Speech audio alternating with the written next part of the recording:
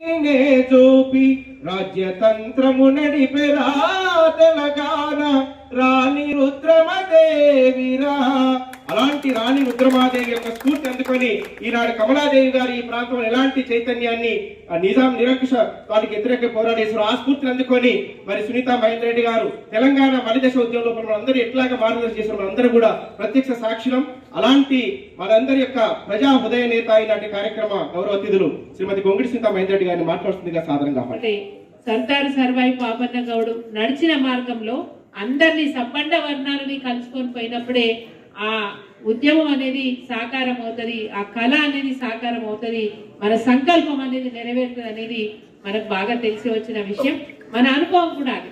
So భావితరాల వారికి ఎలాంటి పని చేసినా అందరినీ కలుపుకొని పోతే అది డెఫినెట్ గా సక్సెస్ అవుతుందనే ఒక మంచి సందేశాన్ని ఈరోజు సర్దార్ సర్వాయి పాపన్న గౌడ్ గారు మనకు అందించినారు.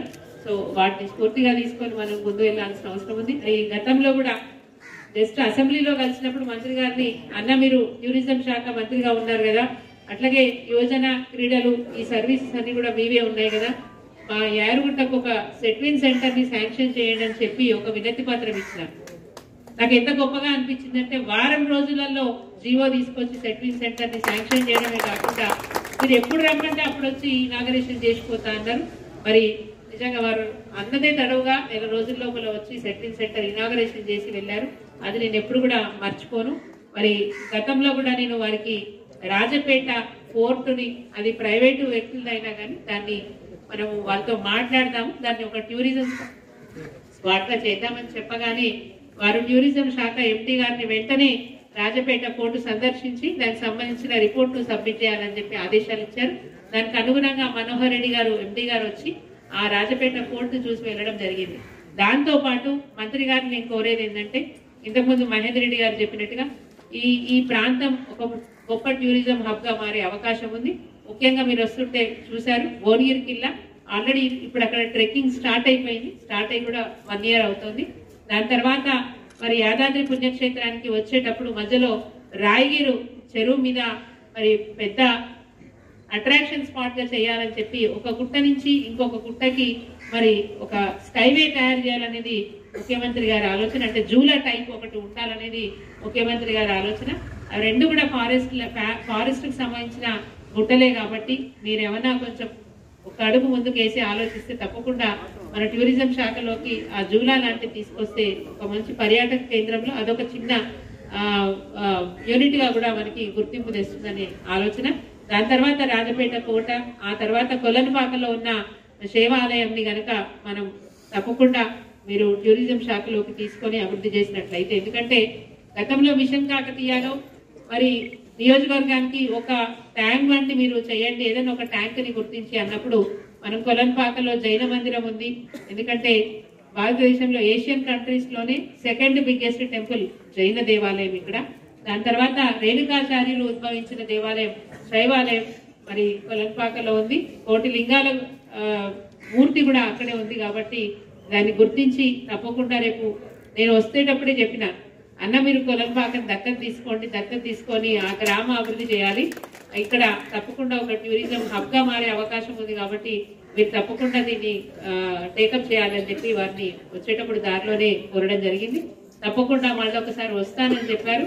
మరి ఇచ్చిన మాట నిలబెట్టుకునే తత్వం మన మంత్రి గారిది. తప్పకుండా నా కోరిక నెరవేరుస్తారని, మనందరి కోరిక నెరవేరుస్తారని చెప్పి ఆశిస్తూ మరి పిలవగానే ఆపద్ బాంధవుడిలాగా వచ్చిన మంత్రి గారికి ధన్యవాదాలు తెలియజేస్తూ, సహకరించిన ప్రతి ఒక్కరికి కూడా ధన్యవాదాలు తెలియజేస్తూ, మీ మీద ఉన్నటువంటి గౌరవంతో, ఆ మహానీయులు ఉన్నటువంటి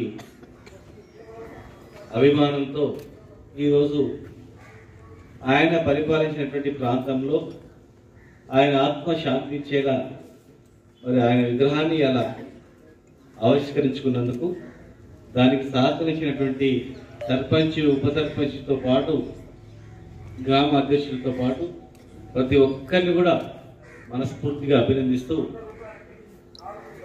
పాపన్న గారు అనగానే సర్వాయి పాపన్న గౌడ్ అంటే ఈయన సర్వాయి పాపన్న గౌడ్ ఒక గౌడేమో అనేటువంటి ఫీలింగ్ కొంతమందికి అక్కడక్కడ ఉంటుంది. కానీ ఇప్పుడే మన ప్రభుత్వం ఎమ్మెల్యే గారు చెప్పింది, సర్వాయి అనేది ఇంటి పేరు కాదు, ఒక రజక సోదరు ఉంది, ఆయనతో పాటు ఉన్నటువంటి ఒక స్నేహితుడు చనిపోతే సర్వాయి అని చెప్పి పేరు పెట్టుకున్నాడు.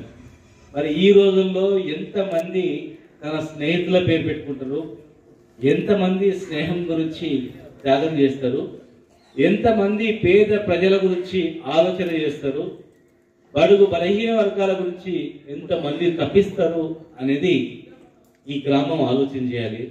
ఈ గ్రామంలో ఉన్నటువంటి యువకులు ఆలోచన చేయాలి. సర్వాయి పాపన్న ఒక కులం గురించి కొట్లాలేదు, ఒక వృత్తి గురించి కొట్లాలేదు.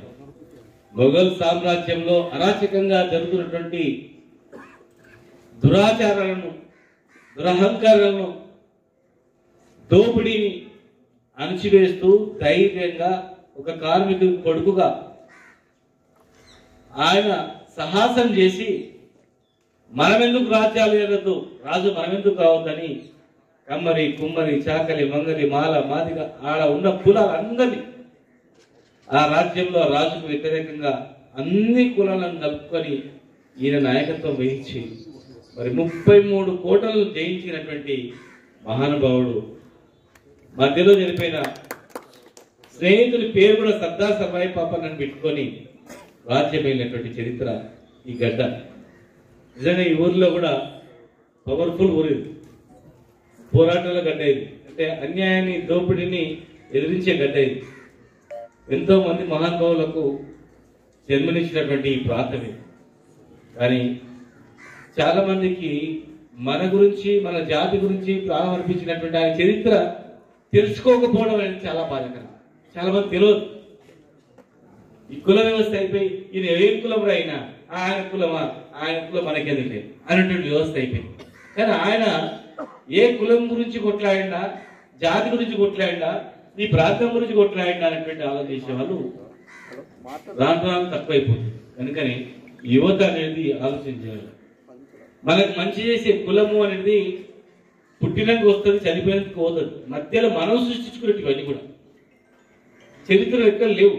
కుల వృత్తులు ఉన్నాయి, కులాలు ఎక్కడ లేవు.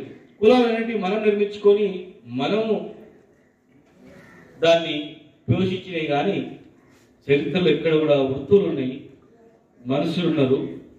మనుషులకు మనిషికి ఒక చరిత్ర అనేది ఉన్నారు.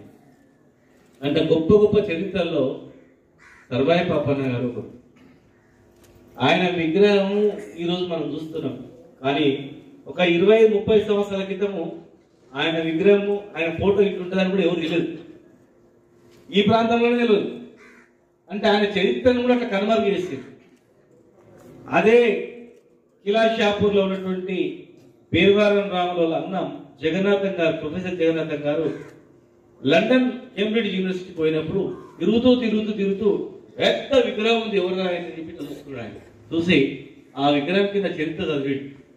ఆనాడు బ్రిటిష్ వాళ్ళు, ఆనాడు ఇంకా అంతకుముందు ఉన్న వాళ్ళు అందరూ కూడా వాళ్ళు రాసి చరిత్ర అంత పెద్ద విగ్రహం ఏర్పాటు చేసింది.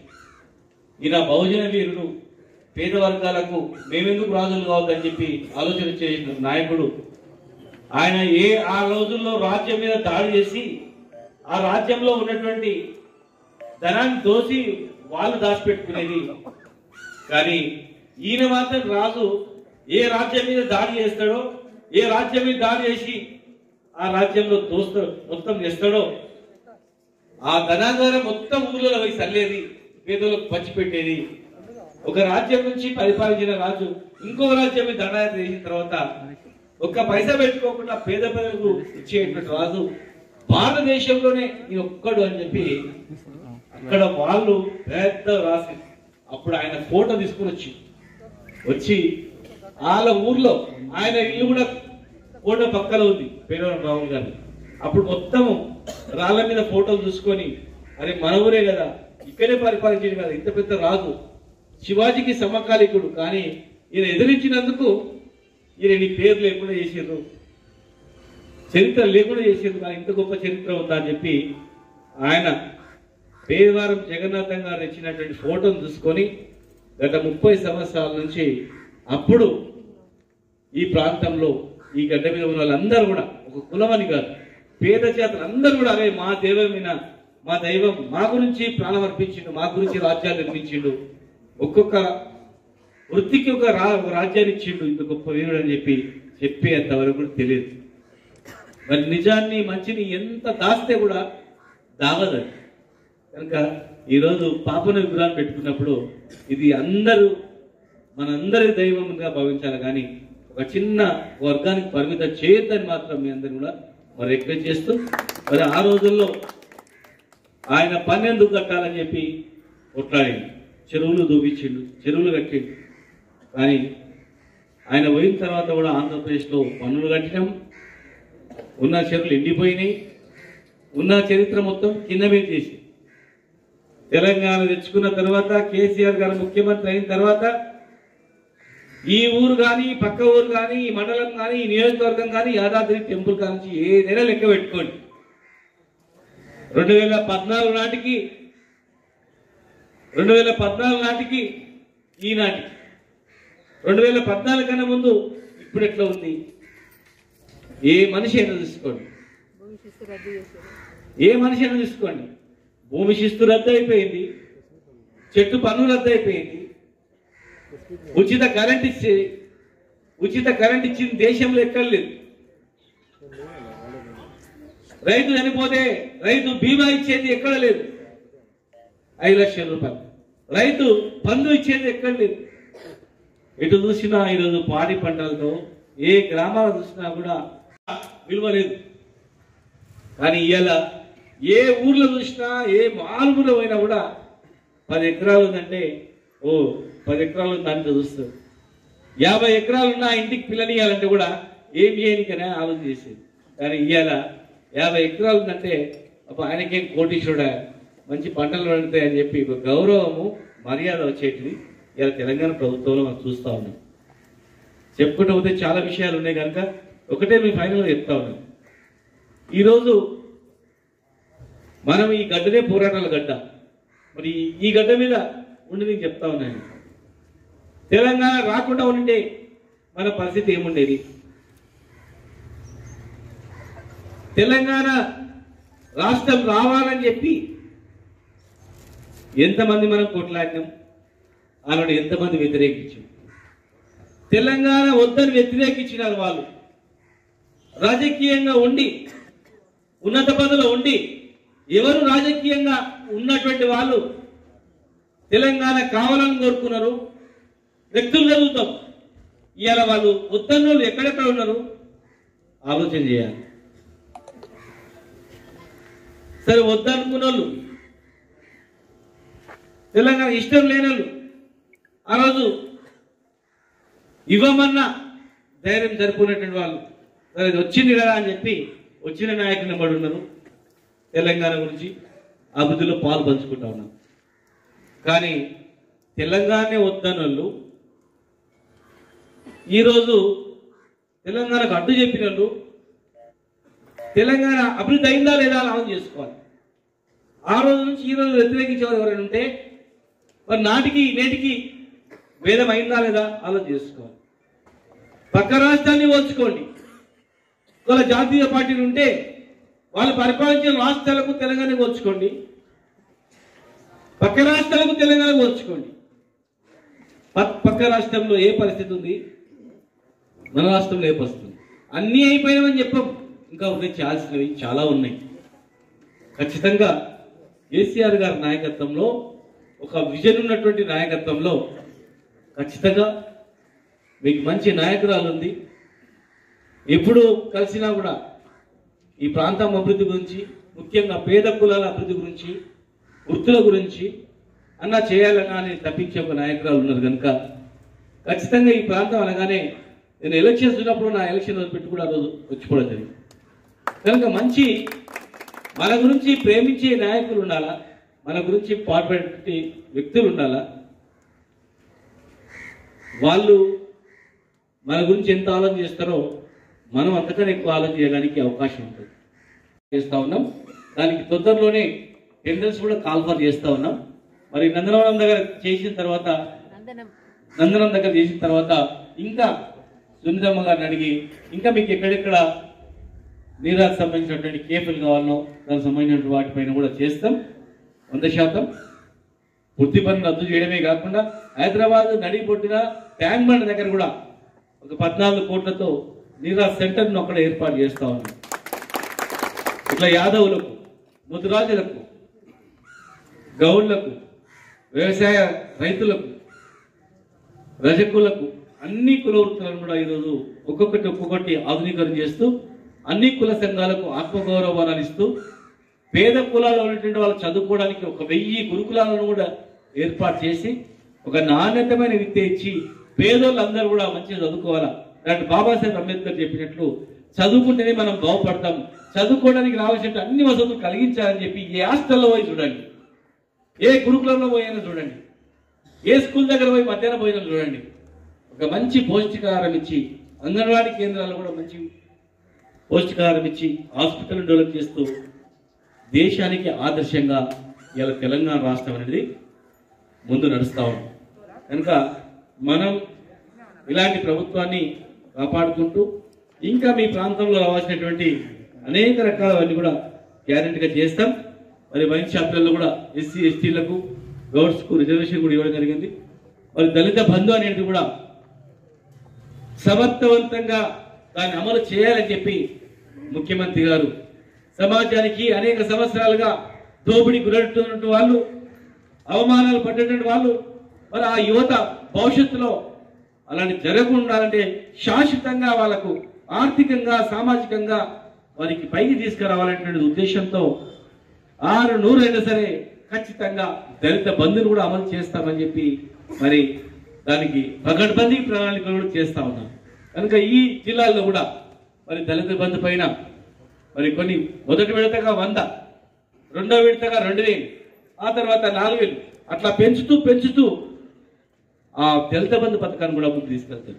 కనుక దయచేసి మీరు మనం తీసుకున్నటువంటి డబ్బులు దుర్వినియోగం కాకుండా మంచిగా పనికొచ్చేటట్లు ఎన్నో రెట్టింపు అయ్యేటట్లు ఒక మంచి పథకాలను మంచి సెల్ఫ్ ఎంప్లాయ్మెంట్ కింద మనం 5 మందో 10 మందో 20 మందో కలిసి ఒక యూనిట్ తయారు చేసుకొని మనం డెవలప్ అయినట్లయితే అరే మనం కూడా 10 మంది కలిసి మనం ఒక యూనిట్ పెట్టుకోవాలా, 10 మంది కలిసి ఇంకా ఏం పెట్టుకోవాలనేటువంటి ఆలోచన దిశగా మనం పోవడానికి అవకాశం ఉంటుంది. దళిత బంధువులు ఎవరు నిర్లక్ష్యం చేసినా దాన్ని ఎవరు సహించం. పేద వర్గాల పట్ల పేద వర్గాలకు సంబంధించిన స్కీమ్ లో ఎవరు దళారులు కానీ ఎవరే కానీ వీళ్ళు వాళ్ళని కాదు, వాళ్ళు ఎవరైనా కావచ్చు, మా నాయకులు కావచ్చు, వేరే నాయకులు కావచ్చు, దళారులు కావచ్చు, ఇంకెవరైనా కావచ్చు, ఎవరు మధ్యవర్తిత్వం బ్రోకరిజం చేసి వాళ్ళని మోసం చేయాలని ప్రయత్నం చేసినా దానికి తూట్లోడానికి ఎవడు ప్రయత్నం చేసినా ఖచ్చితంగా వాడిని తగిన శిక్షిస్తాం. దాన్ని సమర్థవంతంగా అమలయ్యేటట్లు మరి ప్రజాప్రతినిధులకు అండగా మరి దళితులు కాకపోయినా ఆ ఊర్లో ఉన్నటువంటి మిగతా వాళ్ళైనా సరే అరే వాళ్ళకి మనం సాయం చేయాలి, వాళ్ళు ఆర్థికంగా పైకి పోవడానికి మనం కూడా ఉపయోగించేటట్లు కొన్ని చెప్పాలని సహకరించేటట్లు మీరందరూ కూడా సహకరించాలా. సమాజంలో ఆర్థిక అసమానతలు ఉన్నప్పుడే ఉద్యమాలు వస్తాయి. సమాజంలో చిన్న పెద్ద అనేది తారతమ్యం చిన్న చూపు చూసేటువంటి పరిస్థితి వచ్చినప్పుడే మనుషులు ఆక్రోశం వస్తుంది. కనుక భూమి మీద మనం పుట్టిన వాళ్ళం ఎవరు ఎక్కడ పుట్టాలని కోరుకోలేదు. పుట్టిన వాళ్ళకు నిజంగా ఆ వృత్తిలో దరిద్రం ఉంటే, ఆ వృత్తిలో చాలా పేదరికం ఉంటే, ఆ వృత్తిలో గుర్తింపు లేకపోతే, ఆ వృత్తిలో అవమానాలు ఉంటే మనము వృత్తులను అవమానించొద్దు. ఈ కుల వృత్తులు లేకపోతే మనిషి మనుగడనే లేదు. ఈ వృత్తులే లేకపోతే మనిషి జీవించాడు.